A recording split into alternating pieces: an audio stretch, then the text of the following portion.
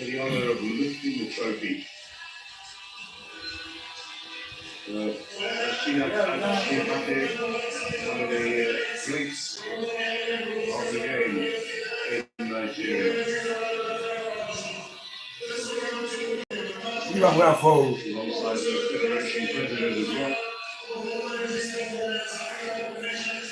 So now to the bronze medals and to Ghana, who won the third place playoff last night.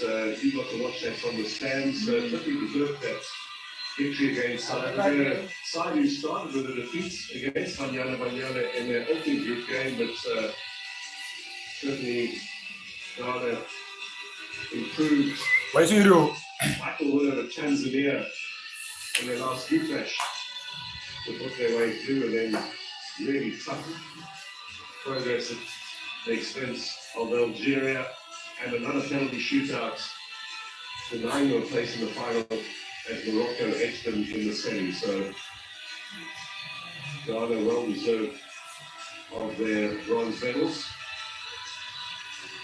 The next refereeing team also picking up their medals along with the VAR components.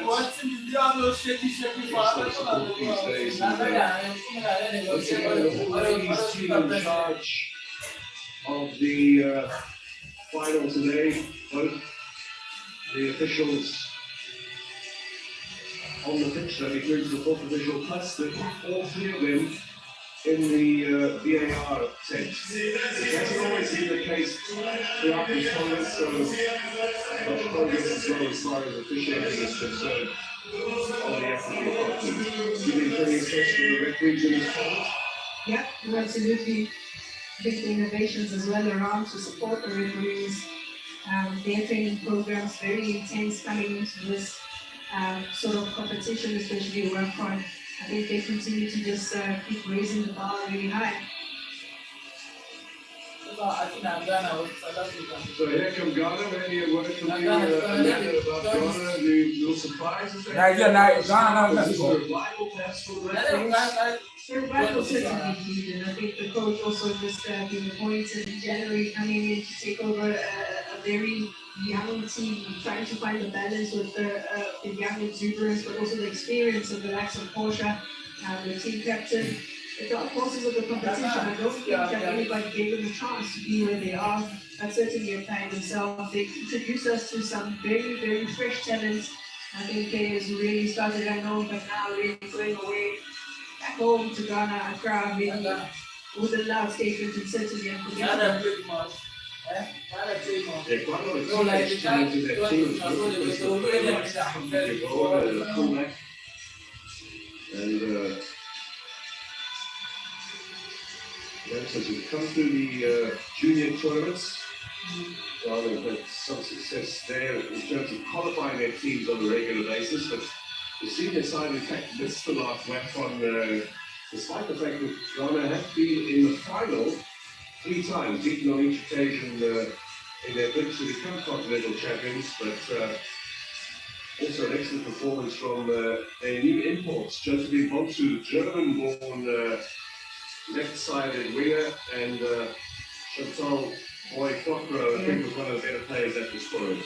Yeah, very instrumental. I thought with her quality on the ball, she was able to really give her teammates a good shot in front of goal. The likes of Evelyn Fadu still very raw in terms of necessary exposure. I think the next edition of the WAFCON certainly have to move up. In the 4 places, next WAFCON beside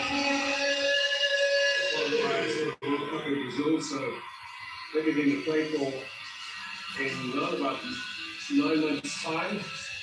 Potentially, we still wait for confirmation of the dates of the next final. But back in Morocco here, and that particular tournament, not only the prizes at stake, but also trips to Brazil in the World Cup finals are a huge incentive. This Moroccan side will surely be there again. Second successive final defeat. It's got to be really hard. It's the only country that's lost twice in a row in a final. This is really tough to take for them. Yeah, so close, but yet so far. I can't imagine how battered the players are, knowing just how close they've been this time around, taking the lead early in the first half. A good impression and a good account. The attitude was much better, the aggression, they showed much better aggression. They really wanted to those hunger, those desire.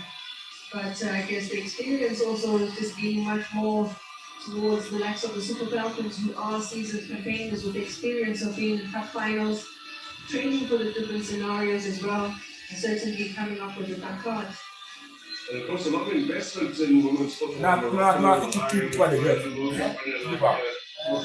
That sends a very strong message in terms of where they want this Moroccan side to go. Yeah, must be heartbreaking. Yeah, must be heartbreaking for the parents as well to see Robert getting a good account of himself.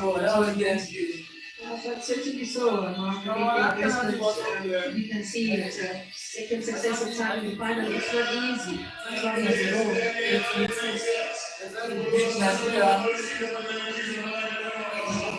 The silver medalists. A big disappointment for Jorge Sina, who won the World Cup, of course, with Spain, but is now on the losing side. So they'll have a picture taken Morocco, but they'll have to vacate that podium as the new African champions, and new in the sense that they've reclaimed their crown. Nigeria will come up and collect. It's great exuberance here. What a remarkable turnaround though from this side, and really did emphasise the super part of the Super Falcons.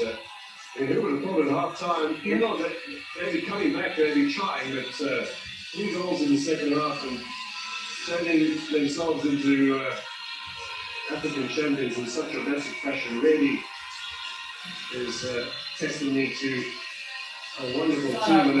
And the other side too, as you mentioned on many occasions, sort of a rebuilding process as well for Nigeria. Yeah, and that's where I was going, Mark. Just how it is that it's embedded in their DNA, the heritage and the culture of just the passion that they show in terms of just fighting in every competition, making themselves announced. And I guess this is the part where we say Mission X finally accomplished. Yep.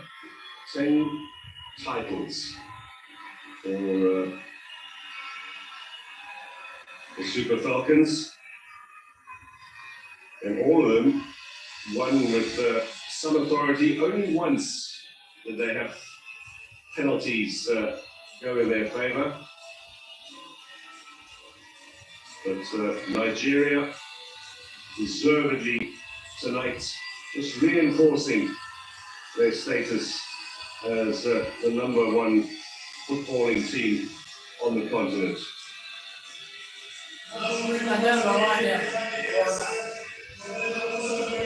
Outstanding players, we've seen the awards for Morocco and Ajibade, but very much a team performance.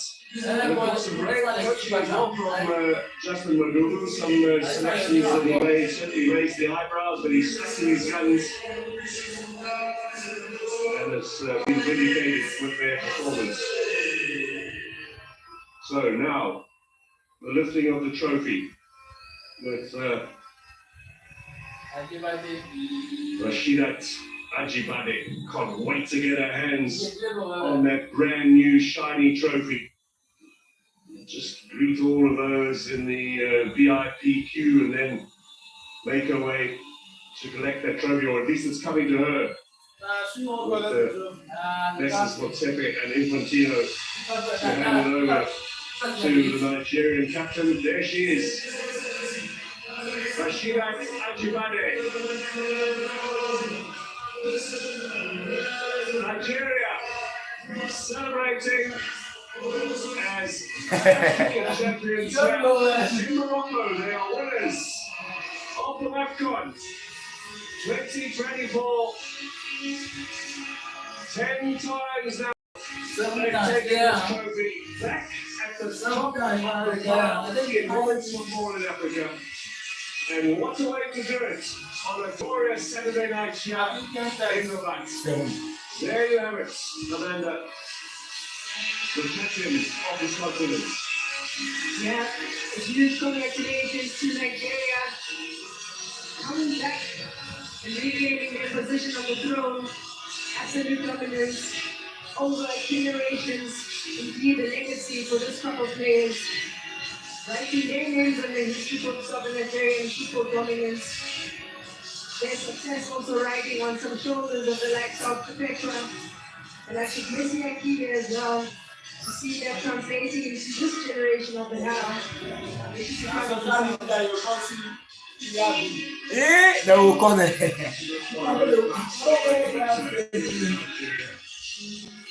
Deserved winners tonight. And again, African champions for extended time. And the t-shirts will come on as well.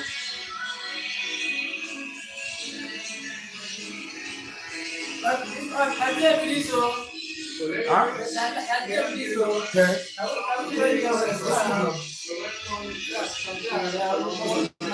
Where you must be.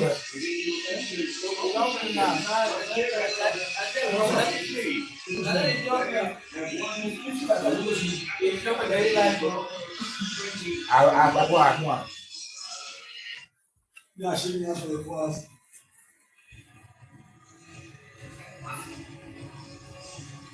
Oh, I love my babies. I love them so much.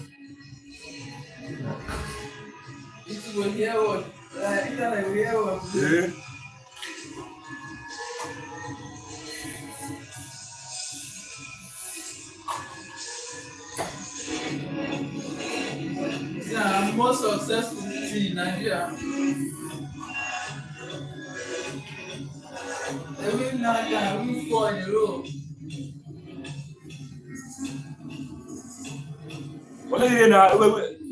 She's pushing you, Canada. That is my babies. Where is your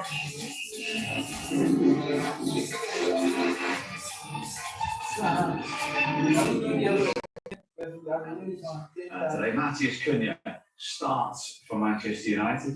They're signing from Wolfsburg. Let's go, Manchester United and babies. Slightly behind in his pre-season. Why you have people? Delay. Why you have people? As you can see, Hamas, joint top scorer last season, also starting for Manchester United and by near a goal, of course, because of Onana's injury. In terms of